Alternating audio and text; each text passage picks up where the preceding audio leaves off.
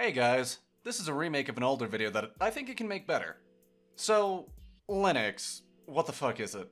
It's an operating system like Windows, macOS, iOS, or Android. Linux, like macOS, is what's known as a Unix-like operating system. That just means that they are like Unix, which was an operating system popular in the 70s and 80s.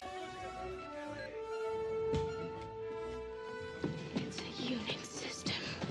I know this. So, what sets Linux apart from Windows and Mac? Well, that would be that it is free and open source. Wait, what the fuck does that mean? In layman's terms, it means that the code is open to the public to see, and that if you download a copy of that software, that is your copy and you are free to hack and change it if you want. You can even release that product back to the public. A good example is Android or Chrome OS. They are both based on Linux. Linux was taken and used to create something new.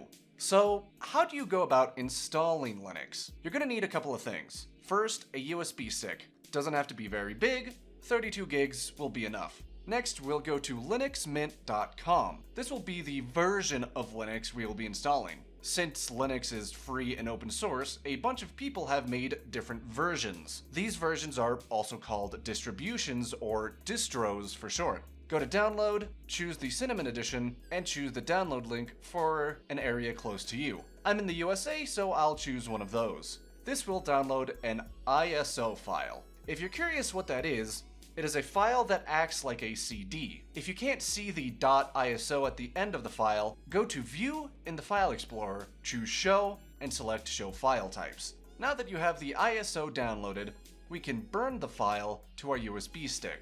To do this, go to rufus.ie and download it.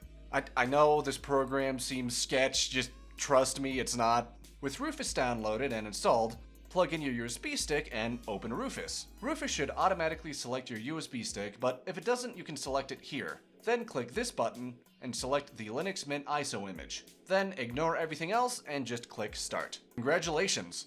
You have your own Linux install disk. Now, just to be safe, unplug and replug the USB, and then restart the computer with the USB plugged in. On your keyboard, before the computer starts back up, start spamming one of these keys. F1, F2, F10, F12, delete, or escape. One of those keys will open a menu called the BIOS. You might have to try a couple of times because it can be different depending on the computer. And once you get into the BIOS, don't freak out. Most of the options you can ignore. Find the boot menu and select the USB stick. Hit save, and voila! You have just booted into Linux Mint. Now don't freak out, you have not installed anything yet. This is what's called a live environment. Think of it as a demo. You can mess around, go online, and even install programs without actually installing Linux Mint onto your computer. It's all running off that USB stick.